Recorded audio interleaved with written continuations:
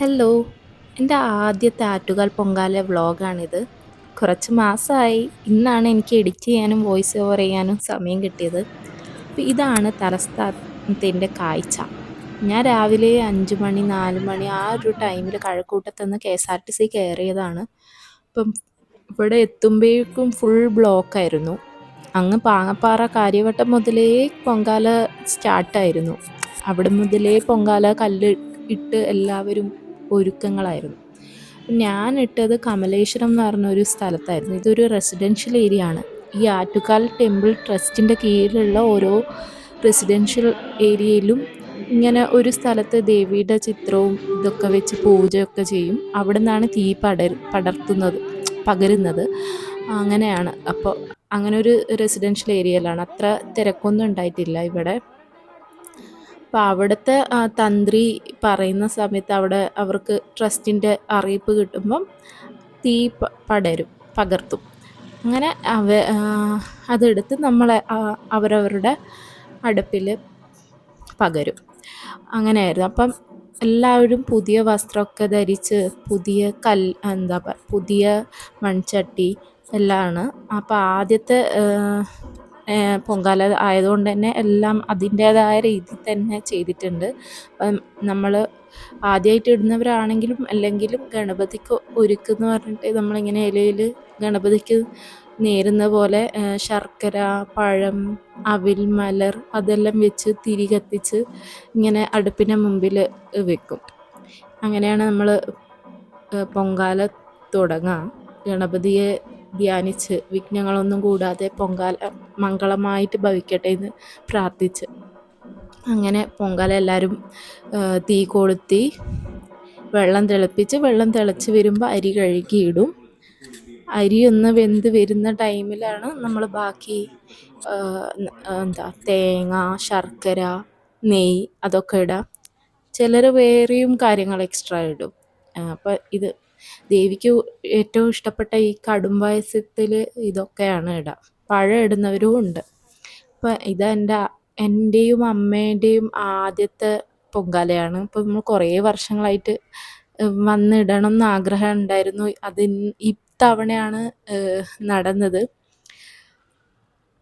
പൊങ്കാല ഇടുന്ന മുമ്പേ ദേവിയെ ഒന്ന് തൊഴാൻ പോകണമെന്നുണ്ട്. അപ്പം നമ്മളൊരു ദിവസത്തിന് മുമ്പേ പത്മനാഭസ്വാമി ക്ഷേത്രത്തിലും പോയി ആറ്റുകാൽ അവിടെയും പോയി. അവിടെ അന്ന് തന്നെ ഭയങ്കര തിരക്കായിരുന്നു.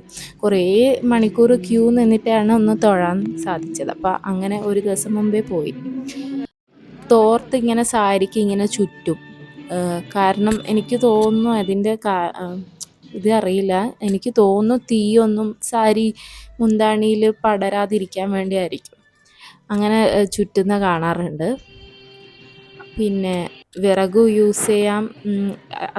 ഏറ്റവും കൂടുതൽ നല്ലത് തെങ്ങിൻ്റെ ഓലമടലും തെങ്ങിൻ്റെ ഈ സാധനങ്ങളൊക്കെയാണ്. അപ്പം അതുകൊണ്ട് കത്തിക്കുന്നതായിരിക്കും ഏറ്റവും നല്ലത്. അപ്പം ഇത് തിളച്ച് വരുമ്പം കിഴക്കോട്ട് തൂകി വരുവാണെങ്കിൽ ഐശ്വര്യമാണെന്നാണ് അറിഞ്ഞത്. അപ്പം എൻ്റേത് അതേപോലെ അരി വെന്ത് വരുമ്പം പൊങ്കാല തിളച്ച് തൂകി കിഴക്കോട്ടേനെ തൂകി വന്നു. ഐശ്വര്യത്തോടെ എല്ലാം നടന്നു.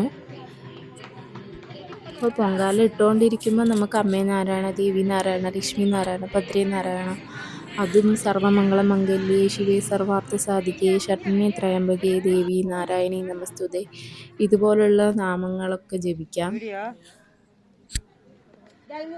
ആദ്യമായിട്ട് ഇടുന്നതായതുകൊണ്ട് കടും പായസമായിരുന്നു പൊങ്കാല ഇട്ടത്.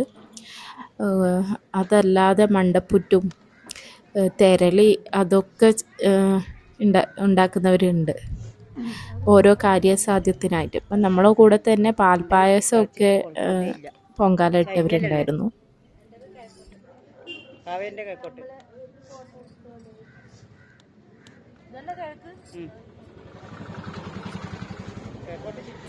അപ്പോൾ പൊങ്കാല എൻ്റെ തിളച്ച് വന്നു. കിഴക്കോട്ട് തന്നെ തൂകി വന്നിട്ടുണ്ട്. അപ്പോൾ എല്ലാ ഐശ്വര്യത്തോടെ വിഘ്നങ്ങളൊന്നുമില്ലാതെ മംഗളമായി നടന്നെന്ന് വിശ്വസിക്കുന്നു. അപ്പോൾ പൊങ്കാല നേദിച്ച് കഴിഞ്ഞാൽ തന്ത്രി വന്ന് വെള്ളം കുടഞ്ഞ് പൊങ്കാല അർപ്പിച്ചതായിട്ട് കരുതും നമ്മൾ. അപ്പം അതിനുശേഷം നമുക്ക് ആ പൊങ്കാലയിൽ നിന്ന് കുറച്ചെടുത്ത് നമുക്ക് തന്നെ ആദ്യം കഴിക്കാം, എന്നിട്ട് ബാക്കിയുള്ളവർക്ക് കൊടുക്കാം. അങ്ങനെയാണ്. അപ്പം അപ്പോഴാണ് പൊങ്കാല കംപ്ലീറ്റ് ആയി എന്ന് കൺസിഡർ ചെയ്യാം.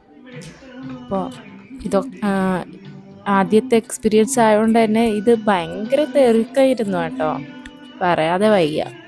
എനിക്ക് ആ കമലേശ്വരം എന്ന് പറഞ്ഞ സ്ഥലത്ത് നിന്ന് കഴക്കൂട്ടത്തേക്ക് എത്താൻ കുറേ ഞാൻ യൂബറും റാപ്പിഡോ നോക്കി, ഒന്നും കിട്ടിയില്ല. അവസാനം ഒരെണ്ണം കിട്ടി, പക്ഷെ ആപ്പിൽ കാണിക്കുന്നതിനേക്കാളും ഇരട്ടി ചോദിച്ചു.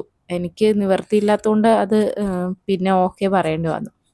അപ്പോൾ സർവാഭരണ ഭൂഷിതയായി അണിഞ്ഞൊരുങ്ങി പൊങ്കാല ഇടണം എന്നാണ് കേട്ടിട്ടുള്ളത്. അപ്പം ഇതായിരുന്നു എൻ്റെ പുതിയ സെറ്റ് സാരി.